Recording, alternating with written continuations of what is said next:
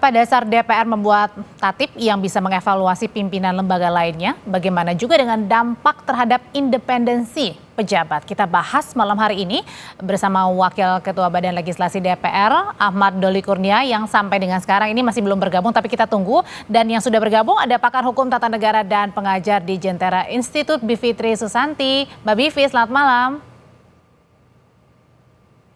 Masih di mute Mbak Bivit, jadi saya mau tahu dulu nih, apa sih respon pertama Mbak Bivit nih soal tiba-tiba ada perubahan tatip, DPR bisa mengevaluasi pejabat lain? Iya, DPR nih berarti salah paham ya. Jadi saya kira ada dua kemungkinan, entah mereka salah paham atau yang kedua memang culas. Saya harus bilang begitu karena saya tadi tertawa waktu mendengar pandangan Pak Palguna. Katanya silakan dijawab oleh mahasiswa semester 3. Karena memang betul, jadi gini, salah pahamnya tuh di sini. Apa yang dilakukan oleh DPR memang fungsi pengawasan ada gitu ya. DPR itu fungsinya legislasi, pengawasan, dan anggaran. Tapi fungsi pengawasan yang dimaksud disebutkan tadi oleh Pak Sufmi Dasko bukan seperti itu. Fungsi pengawasannya itu bisa dilakukan terhadap lembaga. Nah, tapi yang paling mendasar dari itu semua, saya kira makanya Pak Palguna menjawab seperti itu adalah DPR harus paham bahwa ketika mereka memilih seorang hakim atau seorang anggota komisi, itu konsepnya bukan mereka menjadi wakilnya DPR. Itu bukan konsep pemberian mandat, tapi pemilihan. Jadi dalam konstitusi memang sudah ada pemisahan tuh. DPR itu memegang jabatannya sebagai wakil rakyat.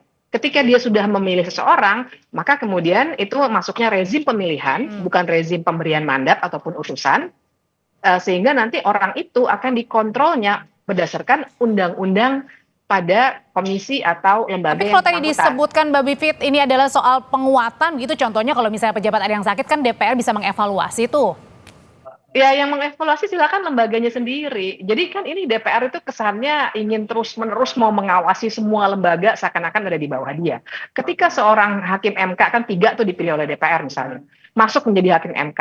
Kalau dia sakit atau dia tidak berfungsi dengan baik, kan ada mekanisme internal di MK-nya. KPK juga begitu, atau OJK atau apapun, silahkan nanti begitu dia sudah terpilih, ada aturan main di undang-undangnya masing-masing. Sudah bukan lagi kewenangan dari DPR. Jadi konsepnya tuh di situ, bahwa DPR itu ketika memilih seorang pejabat, dia tidak sedang memilih utusan DPR. Yang sedang dia lakukan adalah konsep pemilihan pejabat negara. Begitu seseorang dipilih, maka selesai sudah. Maksudnya adalah ketika misalnya KPK punya dewas, Dewan Pengawas, ketika MK misalnya punya MK yang harusnya itu cukup, maksudnya gitu Mbak Bivit? Iya, tidak hanya harus Dewan Pengawas ya, tapi kan namanya orang sakit misalnya ya. Tentu saja nanti ada mekanisme kepegawaian juga, ya akan membuat ada misalnya digantikan atau misalnya diminta masukannya kepada DPR untuk menggantikan. Tapi ada mekanisme antar lembaga, tidak semuanya harus diurus oleh DPR.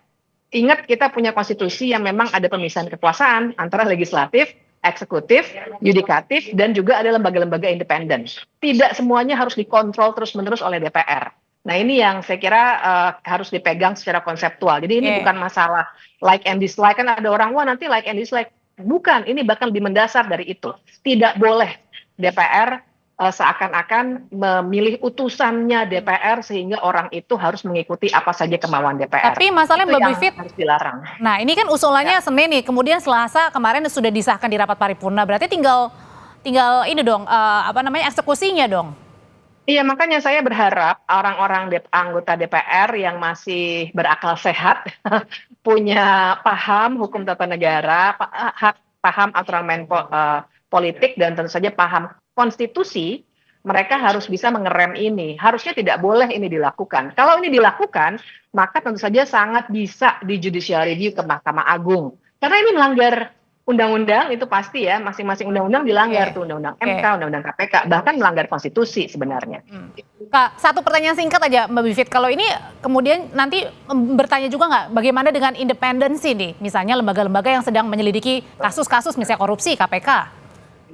Nah, itu implikasinya Mbak, betul sekali bahwa kalau ada kewenangan seperti ini, memang yang sekarang dinarasikan ketika tadi ditanya oleh wartawan, seakan-akan niatnya baik pengawasan, tapi potensinya adalah mereka akan mengontrol si hakim atau si komisioner KPK dan lain sebagainya itu untuk mengikuti apa maunya DPR. Nah, bagaimana Oke. kalau misalnya ada titip-nitip kasus misalnya, karena itu sendiri pernah terjadi, apalagi sekarang. Jangan lupa kita punya kasus hakim MK yang namanya Pak Wahidudin, maksud saya siapa namanya yang digantikan oleh Pak Guntur Hamzah waktu itu oleh DPR, maaf saya agak Baik. kebelibet namanya.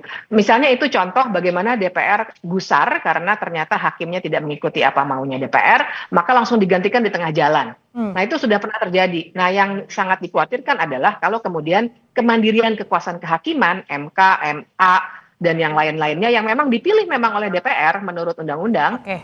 itu juga akan tercemar karena model tata tertib yang seperti ini. Mbak Bivit, terima kasih untuk pandangannya, tapi sayang sekali ya harusnya kita juga bisa bergabung nih dengan Bang Doli Kurnia, Wakil Ketua Badan Legislasi atau Balik DPR, tapi sampai sekarang masih belum hadir di diskusi kita. Tapi terima kasih Mbak Bivit untuk pandangannya.